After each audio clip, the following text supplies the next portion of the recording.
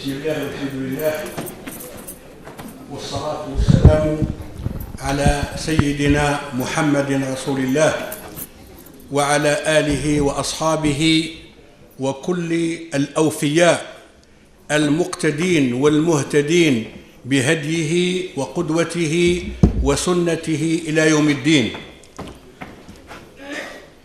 أصحاب السماحة والفضيلة، أصحاب المعالي والسعادة، الإخوة والأخوات الأفاضل، كل من موقع مسؤوليته مع حفظ الألقاب والعناوين، نحييكم جميعا ونشد على أيديكم ونسعد بوجودكم بيننا، خصوصا وأنتم تأتون لإحياء لحظات مختلفة، كما سنبين لحظات زمنية معينة هي التي تجمعنا تحت لواء هذه الذكرى الخاصة بالمفكر مالك بن نبي.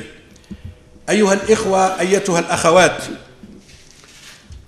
تحية الإخاء والوفاء نصوغها إليكم في يوم الوفاء للعلماء والأصلاء الأجلاء. إنها حقيقة للحظة زمنية من لحظات زماننا الخالد، نابضة بالمعاني والمجاني، وطافحة بالمواعظ والأماني. إن هذه اللحظة الزمنية الخالدة التي نعيشها اليوم لتحيلنا إلى لحظات تاريخية كلها متزامنة ومتكاملة ومتفاعلة، وكل هذه اللحظات أيضا تحيل إلى الأصالة والصفاء وإلى الالتزام بالتشييد والبناء. اللحظة الأولى من هذه اللحظات الزمنية الخالدة هي هذه الوقفة العلمية التأملية التي نخصصها للفيلسوف العالم مالك بن نبي، هذا الذي وهبه الله عقلا يانعا وعلما واسعا ومنهجا ذائعا، فأخضع واقع السقوط في أمتنا وعوامل التخلف فيها أخضعهما للتحليل والتعليل، فشخص بواطن الداء ووصف مقومات الدواء. اللحظة الزمنية الثانية في هذا اليوم هي أيضا لحظة نوفمبر الأشم، هذا العيد الذي هو عيد الأحياء وعيد الإحياء. عيد الأحياء والأحياء هو الذي بعث فينا العزائم والهمم وأحيانا بين الأمم بعد أن كنا في عالم ما يشبه العدم.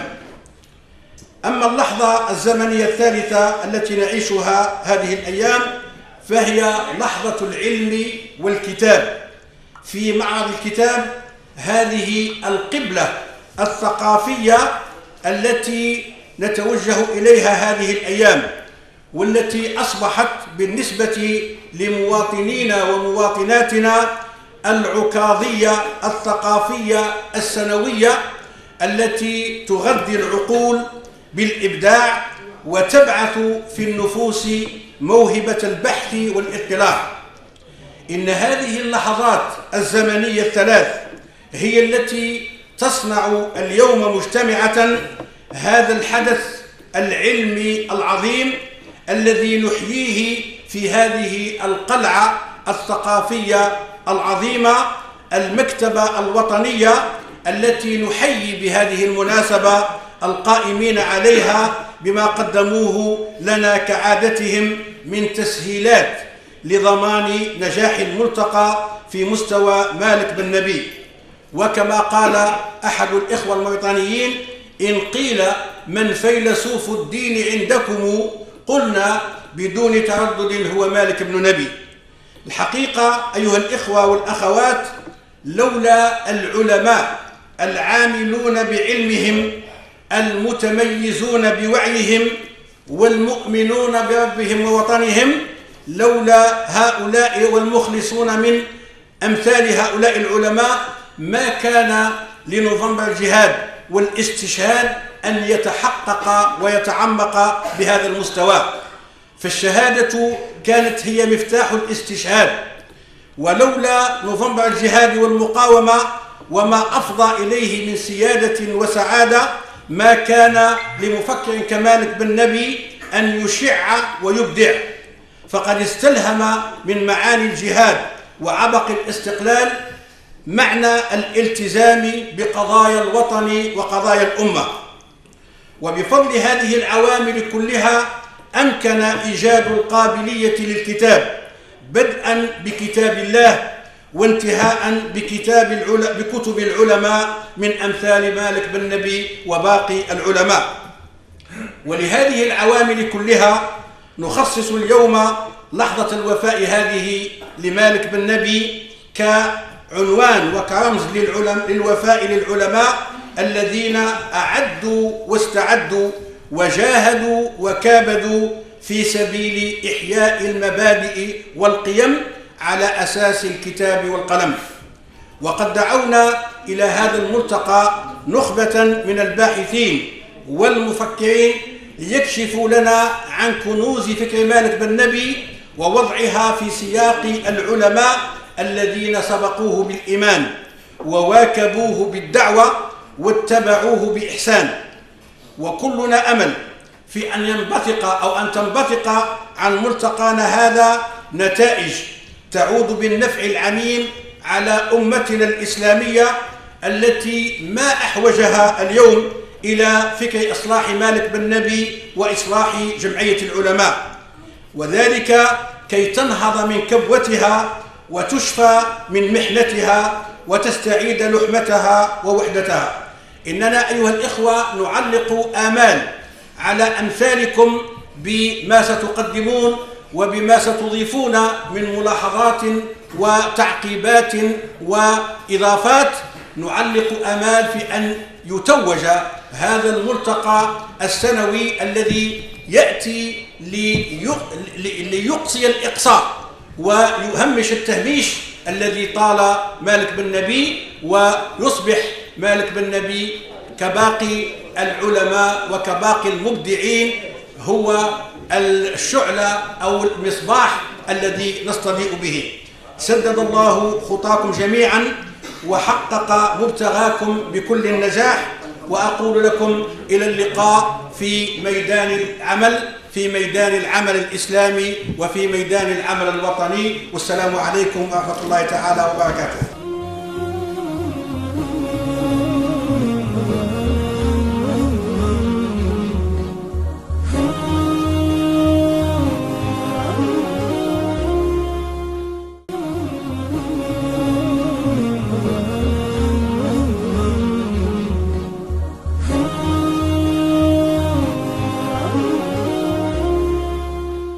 Assalamu alaikum wa rahmatullahi ta'ala wa barakatuh. La communication que je présente aujourd'hui est intitulée Monde musulman, Occident, deux crises, un dénouement.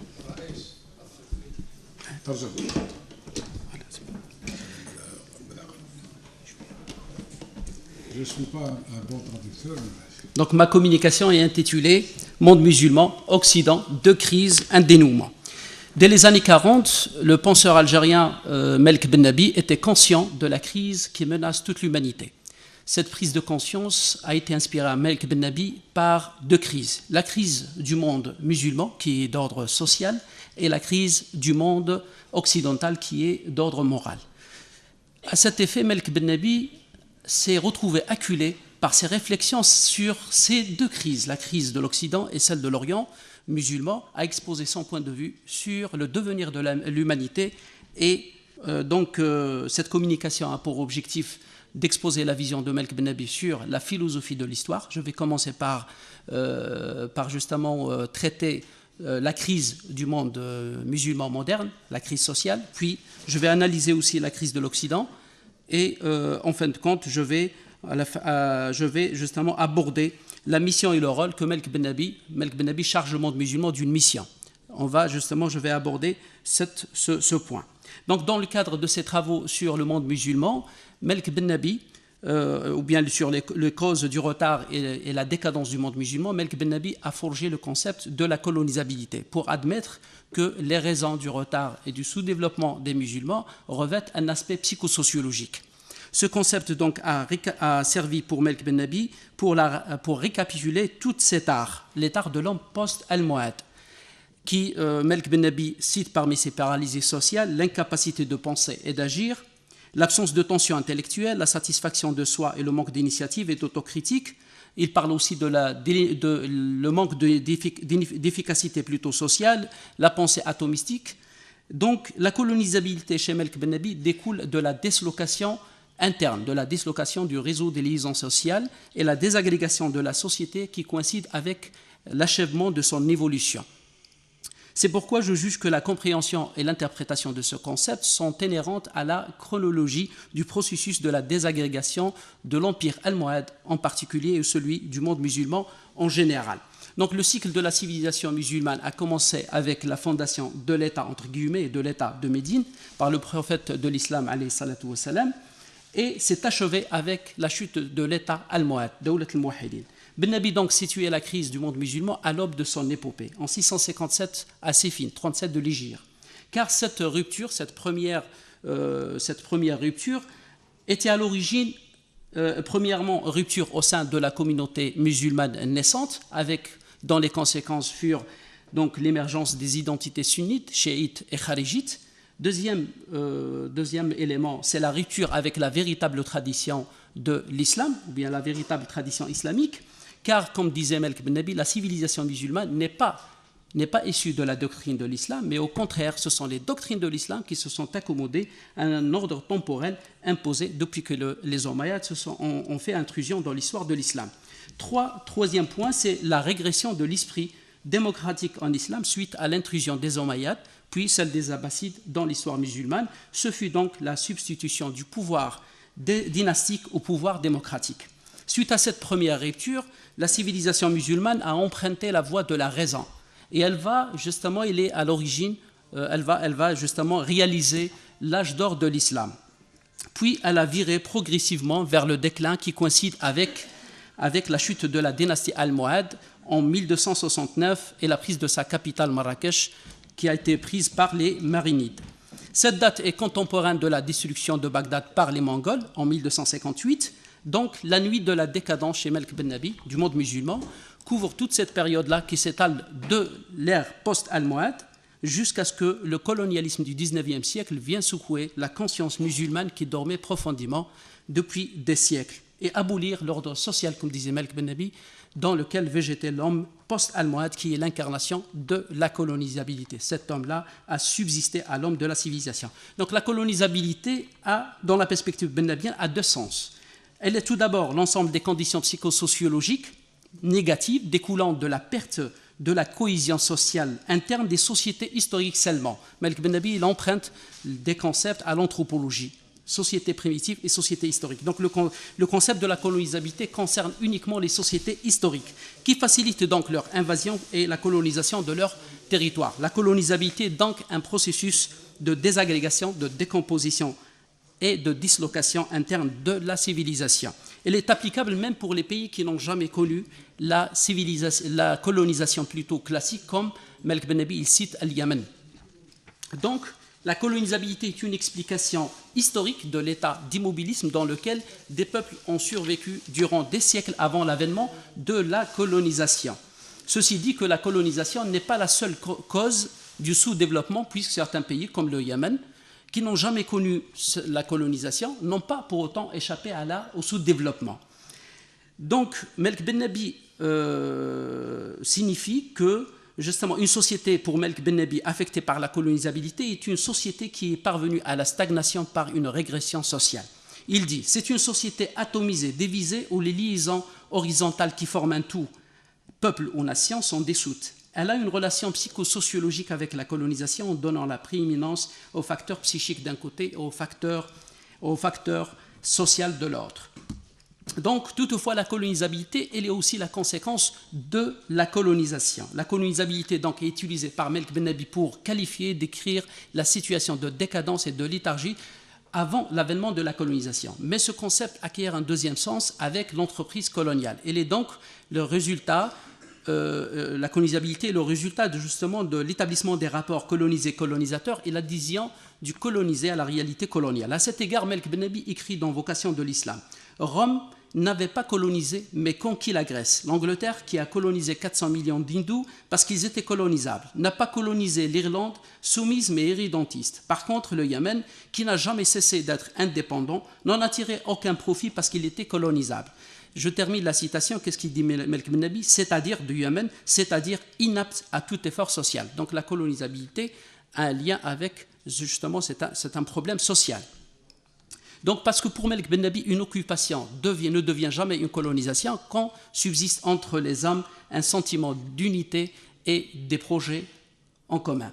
Dans le cas d'une société colonisable, la société est atomisée ensemble d'individus, les hommes sont absents, ils vivent anarchiquement et l'élite, elle a pour seule ambition, c'est de durer au pouvoir jusqu'à ce que survienne la colonisation. L'avènement de la colonisation en terre d'islam au XIXe siècle, bien sûr, elle a été désastreuse pour le monde musulman, mais comme disait Melk Ben Nabi, a réveillé brutalement le musulman. Elle l'a tiré de sa léthargie. Et à l'insu du musulman, elle a joué le rôle de la dynamite explosant dans un champ de silence et de contemplation. Donc, bien que l'Occident, en jouant ce rôle d'éveilleur aux musulmans, ait permis aux musulmans de prendre conscience de leur situation de décadence, il n'en demeure pas moins que cet Occident lui-même est en crise. Il est en crise. N'a pu donner aux musulmans ce dont ils avaient besoin. Car l'Occident, d'après Melk Ben Nabi, est actuellement aussi envahi par le chaos. Donc maintenant, je passe à la deuxième crise, celle de l'Occident. Selon Melk Ben Nabi, ou bien le chaos du monde musulman est déterminé par deux ruptures aussi. La première rupture s'est produite sur le plan moral avec le mouvement de la réforme et a engendré le rationalisme issu de la pensée de Descartes. Et dont les conséquences fut un décalage entre la conscience chrétienne d'un côté et la science. La deuxième rupture, elle s'est produite sur le plan politique avec la Révolution française qui a établi un équilibre précaire. Le résultat fut justement la lutte des classes. Et ici, Melk Ben Nabi, en quelque sorte, il remet en cause, et puis coloniser, comme disait Melk Ben Nabi, plutôt concernant la première rupture, quand il parle justement de ce décalage entre science et conscience, il va pointer de doigt la pensée de Descartes, qui était à l'origine de la montée en puissance des idéologies positivistes et aussi matérialistes en Europe. Concernant la deuxième rupture, l'aboutissement fut donc un décalage, fut la lutte des classes, et puis pour Melk Ben Nabi, prolétariat, exploité et exploiteur vont s'unir contre l'homme colonisé, et la deuxième rupture était à l'origine du mouvement colonial. Ces deux ruptures se sont aggravées au fil des années, des siècles, et aussi avec la rapidité du développement scientifique. Et donc pour Melk Ben Nabi, ici il parle justement, il dit que ces deux ruptures se sont conjuguées pour faire une culture d'empire et plutôt qu'une culture de civilisation. Pour Melk Ben Nabi, les deux guerres mondiales qui ont ravagé le monde, le mouvement de la colonisation, celui qui a été suivi d'un mouvement de décolonisation, la montée des tensions entre l'Est et l'Ouest dans le cadre de la guerre froide, ne s'explique pas comme un simple accident. Melk Ben Nabi, il remet en cause la culture européenne qu'il qualifie de culture d'empire et le complexe de domination qui domine toute la structure mentale occidentale. Mais en pensant à la crise de l'Occident, Melk Ben Nabi a envisagé également son dépassement, non pas en termes de vengeance, mais en termes de paix mondiale.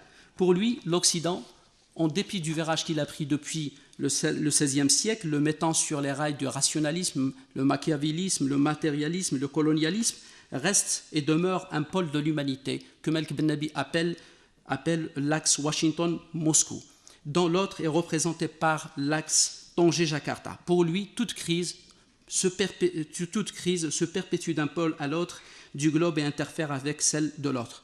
justement, d'où il dit qu'on ne peut pas, traiter les problèmes partiellement ou bien trouver des solutions partielles aux problèmes de l'humanité ou bien aux problèmes des pays.